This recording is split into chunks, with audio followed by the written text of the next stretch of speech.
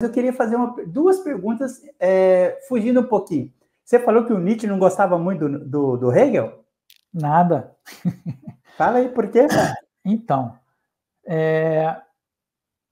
o Nietzsche, né, ele é posterior ao Hegel, né, ele diagnostica o seu tempo, né, ou seja, Europa, segunda metade do século XIX, como um período de decadência ou de niilismo, né, um crítico da modernidade.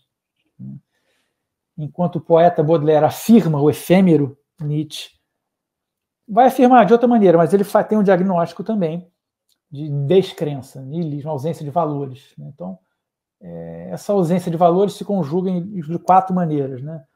Pela tradição filosófica, pela ciência, pela religião e pela história. Né? E a academia alemã está dominada pelo hegelianismo, né? Com um certo pensamento histórico. E então, o Nietzsche, ao escrever sobre história, ele vai buscar uma história intempestiva, ou seja, fora do tempo, né? Vai buscar uma história como a moral se forma, né? E aí, de certa forma, vai pensar numa história sem telos. Quem retoma abertamente história em numa escala ampla no Nietzsche é o Foucault, né? Foucault, Nietzsche é genealogia, prestando homenagem ao grande hegeliano Jean Hippolyte, que é maravilhoso. Né? Foucault tem essa leitura histórica do Nietzsche, que às vezes não é tão evidente no Nietzsche. Né? Então, o Nietzsche vê o Hegel como ressentido, religioso. Em alguns momentos me parece acertado, mas em outros joga fora a água suja do banho com o bebê. Né? Ele, Nietzsche, que pode ser criticado como ser um aristocrata também. Né? Também não se trata tanto de filiação, mas eu acho que construção de problemas. Né? E, bom, no doutorado, mestrado eu estudei muito Nietzsche, né? Comecei filosofia com Nietzsche, é uma paixão, mas por estar interessado em termos históricos, sempre me aproximei de Hegel e Marx, né? Do que vem junto. Né? E aí, no doutorado, eu me lembro que catei os hegelianos lá na França que diziam, olha, Nietzsche, nesta carta, assume que nunca leu Hegel. Schopenhauer também. Schopenhauer o Lukács tem um livro que nem é tão bom, mas tem coisa interessante, Destruição da Razão. Ele elenca umas cartas do Schopenhauer, que o Schopenhauer fala que não leu Hegel. O Heidegger, eu também não é a minha leitura, porque é o cara que é mais místico do que pensamento histórico, aí também não é minha praia. Ele fala, poxa, Schopenhauer desqualifica o Hegel é um gigante. Né? Então, respeito com o Hegel, como diria Marx no volume 1 do Capital, não se pode tratar Hegel como um cachorro morto. Epa, tá sem som, Deodato. Desculpa, eu cortei o som porque o pessoal estava falando aqui do lado. Eu estava falando o seguinte, nessa balança aí, colocando aqui o Nietzsche, 1900, a morte dele, sim, e o Hegel, você coloca as suas fichas mais aqui no Nietzsche, então? Não, mais no Marx. Eu joguei uma casca de banana para te fazer a pergunta. A segunda pergunta, fora aí do teu artigo. Casca de banana, entre aspas. Você é meu amigo, eu não faria isso. Aliás, eu não faria isso com ninguém. Você falou que não gosta muito ou discorda muito daqueles pesquisadores que pesquisam a obra de um único pensador, de um único filósofo a vida inteira.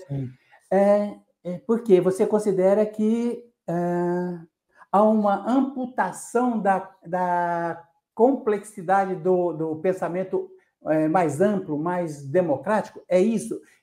Pela relevância que eu dou para questões de ordem ética e para um posicionamento democrático, onde o canal Linha de Divisa se propõe a ouvir toda e qualquer forma de pensamento, eu não manifesto opinião, se você reparar nas lives aí, porque eu quero ouvir todo mundo. Sim, você entrevista, você deixa o entrevistado à vontade. Sim. Deixa eu correr. Porque a proposta é ouvir todos, não é uma democracia relativa. Então, eu queria que eu ouvisse de você. Por que você faz essa crítica a quem amputa e se posiciona politicamente, amputando pensamentos que eventualmente, ele talvez até desconheça, né? Sim, é uma questão delicada, né? Até porque, bom, eu sou professor universitário, minha profissão, eu tenho que ler, tive que fazer mestrado, doutorado, pós-doutorado, estágios e acreditações e validar currículo, artigo lido por pares, não pode ser qualquer revista. Aqui no Chile não pode, senão você é demitido, né? Um produtivismo norte-americano, by the way. Enfim, eu acho que tem que se especializar, sim, tem que ler, né? Mas a questão ao senão e os senões, né? Enfim, há um pensamento fechado em si mesmo, é o que se chama de academicismo, né? Você vai pegar, por exemplo, Alain Badiou, Jacques Rancière, esses caras que estudaram com Lacan, com Althusser na École Normale, participaram de mais de 68, dão aula para a Universidade Livre, entendeu? São super eruditos, né? Daniel Bansaíd foi meu orientador também, veio aqui participar de manifestação na América do Sul. São super eruditos, mas tem uma participação cidadã, não é? E aí que está. Se você fecha o pensamento sobre si mesmo, né, eu acho que aí a universidade deixa de ser um espaço privilegiado de autoproblematização da sociedade, né, um espaço onde o Estado não pode entrar, de certa maneira, né? O Estado como ferramenta de violência, como ferramenta de indução, sim, né, necessitamos, até para que não haja um controle do capital, do dinheiro, né?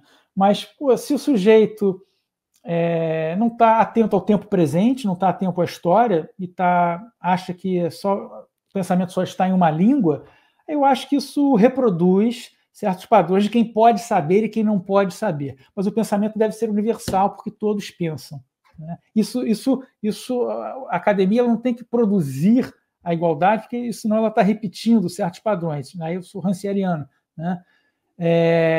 A igualdade está aqui, né? Está na sensibilidade. Então tem que apostar nessa igualdade radical.